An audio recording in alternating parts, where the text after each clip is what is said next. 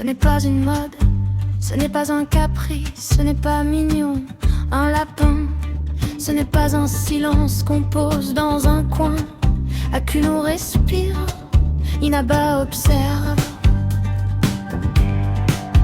Ils pensent avec leurs yeux et parlent avec leur corps. Un lapin enfermé n'est pas calme, il est résigné. On a normalisé la cage comme on normalise l'absurde. Du métal, du plastique et la libye de l'ignorance. Mais le progrès ne se mesure pas au nombre de rouages, ni à la vitesse de la vapeur. Il se mesure à la place qu'on laisse aux êtres vulnérables. Les lapins vivent, les lapins sentent, les lapins choisissent.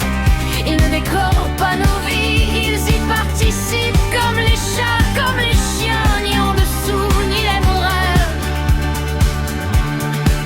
Un foyer digne de ce nom n'enferme pas ce qu'il aime. Akuno dort sur les coussins, pas parce qu'il est gâté, parce que c'est normal. Inaba reçoit des caresses, pas parce qu'il est sage, parce qu'il est vivant.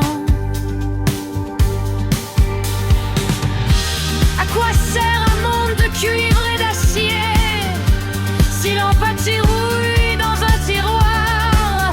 À quoi sert l'avenir si on traîne des habitudes du passé comme des chaînes bien huilées? Changer n'est pas radical, refuser de voir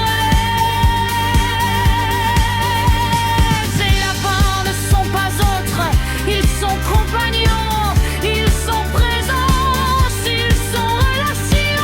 Et le jour où ça paraîtra évident, on dira peut-être on pu faire autrement. Réapparition la plus silencieuse tombe parfois sur un coussin. Elle a des oreilles longues, un cœur fragile, et elle attend qu'on la considère enfin. Si tu veux la prochaine étape, peut-être une version saine, très rythmée, presque incantatoire, ou une version douce, militante, pensée pour toucher les gens, sans les brusquer, mais sans jamais mentir.